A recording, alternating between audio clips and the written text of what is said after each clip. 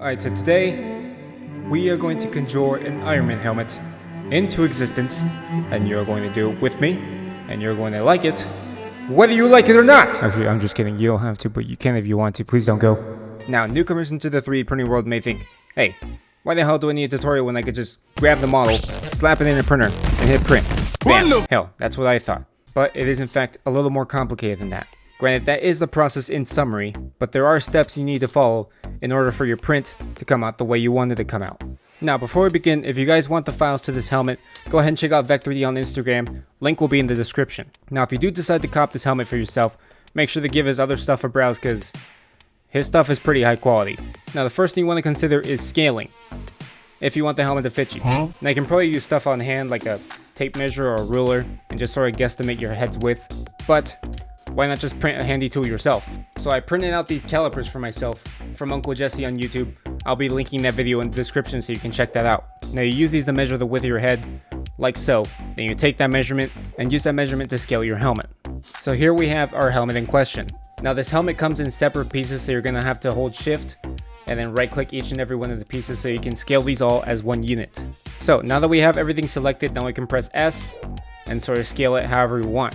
But before that, we still have some setting up to do. So first we go into scene properties, go into units, and here you can change the unit system like metric and imperial, whatever is your preference. But I'm using metric and I have my units to centimeters. And then from here you can turn on your ruler, go inside, and you're most likely going to want to measure the thickest part of the helmet, which would be probably this little ear area right here. So click on this point, drag it out to the other point, and that's our measurement. But it's going to be out of place a bit, so you're going to have to go to a different angle and align it from there.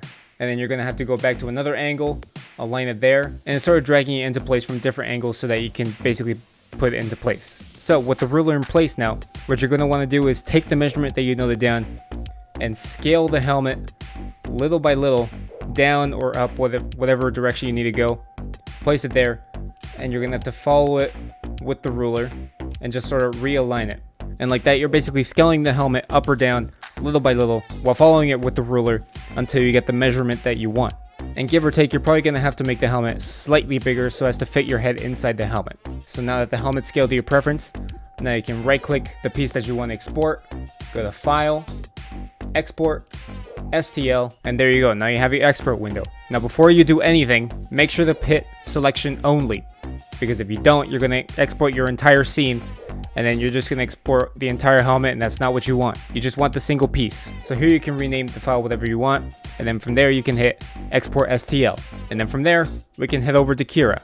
Now from here you can just grab your file wherever you saved it and drag it in. Now for this faceplate, you can sort of orient it here, and I would recommend positioning it like so, because in my experience this eliminates these two forehead pieces from becoming overhangs and basically wasting material.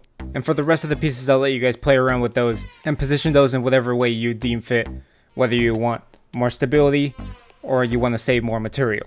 Now for the settings, if you want, I could show you all this and you can copy them all down, but I'm going to show you the stuff that I usually worry about whenever I'm printing other stuff. So the first thing I worry about is infill density. Now if you guys don't know what infill density is, it's basically the amount of material your printer puts inside of the walls of your object. So the higher the density, the more material is used, and the stronger your piece becomes. But if you put lower density, you use less material, and your print becomes weaker, meaning it won't be able to take very much stress. So you can play around with that, but I usually tend to float around the 10 to 20%, because it's just strong enough to be able to withstand what I needed to do, and it also saves material. Now you definitely want to generate supports. So the support overhang angle is just this. If you set the angle at a higher degree, you're essentially going to be using less support material, because now Kira is going to be looking for angles that are much more closer to the 90-degree horizontal angle, which would be all the little red areas that are basically shown here. But if you set the angle lower, so for example 45, which is the default angle in Kira, you're going to see more red lines appear, which will be the areas where the printer is going to set supports. So I'll let you guys basically play around with those settings to see what setting you would find best, whether you want your print to be more stable or you want it to save more material. Now I would definitely recommend putting your adhesion to the brim setting, because that basically ups the amount of stability you have on your print so that it's not that prone to tipping over. Then from there you can hit slice, then you wait for the meter to go up, and then you go into preview. So now that we're in preview mode, I wanted to address something that I found to be a really big problem and I couldn't find a definitive solution to. So I wanted to share my solution that I came up with. So in most times, if you have a sort of upside down triangle thing that's contacting the bed, this is extremely prone to tipping over because of the minimal contact to the bed. So now you could lower the overhang angle, but even regardless, even if I did that, it would generate supports here, but the supports would not be touching the print, so it would still tip over. So I'm not sure if anyone else is experiencing that problem, but this is the solution that I came up with. So I went back in the Blender, basically made myself an object, like a sort of wedge piece, something like this, and I basically exported that. So I basically took that piece, dragged it in here, then I sort of scaled it, rotated it, and I moved it into position around here. So all this is basically a support for basically these little corner areas that are touching the build plate. So I put one here and on this side as well, and I replicated on the other side. And this basically solved the tipping problem for the corners. So now whether you have your computer hooked up to your printer or you have this on an SD card, you can now take this to your printer and print it out. So let's get to printing.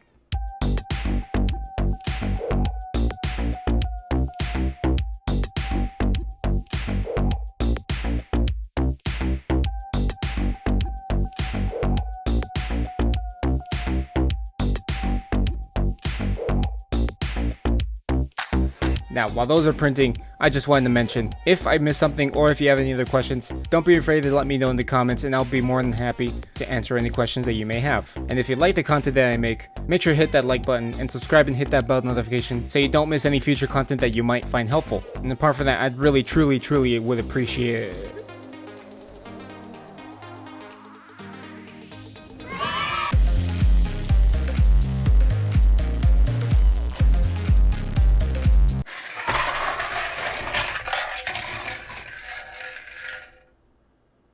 I forgot the back plate.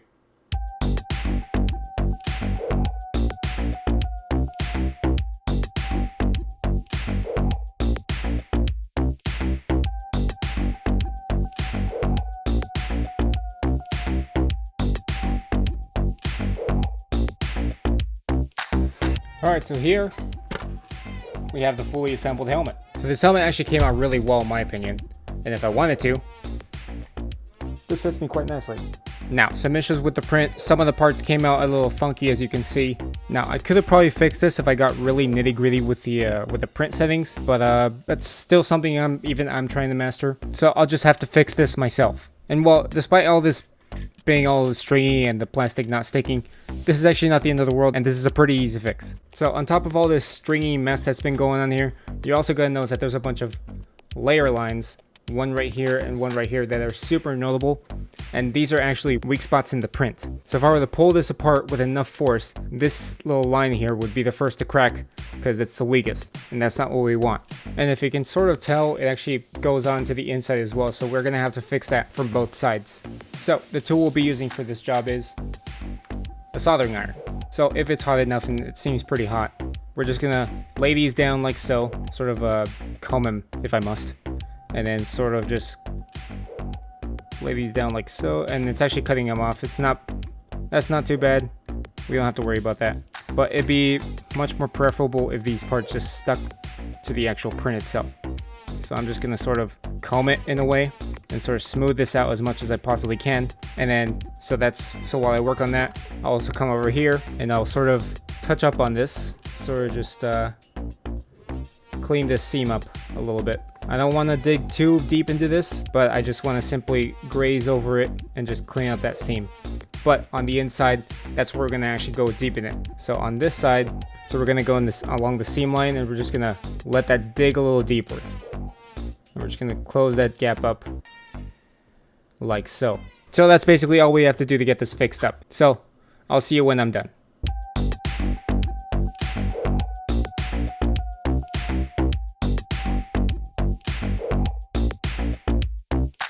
Alright, so there we go. This should help the helmet keep its rigidity and its strength, and this should make the helmet a little less fragile, really. Alright, so I know what you're thinking. Hey, it still looks like shit. And that, my friend, you are correct. But let me just assure you that the post-processing and the cleanup has only just started. And so that basically leads into the fact that I didn't actually completely weld the inside either. The reason why I taped all of this was because I wanted to keep all these parts separated so I can easily paint everything in a separate location, and so I could just have all the colors just cleanly separated throughout the helmet. And so for the paint, I'm just going to be painting this in regular spray paint, but I'm going to be doing something a little special for the gold. So if you want to learn how I went about with painting this thing, as well as doing the special thing with the gold, as well as adding lights, go ahead and click on this video if it's even up yet, but once it is, it'll be right here. But other than that, I'd like to thank you guys so much for watching, and I'm a dip.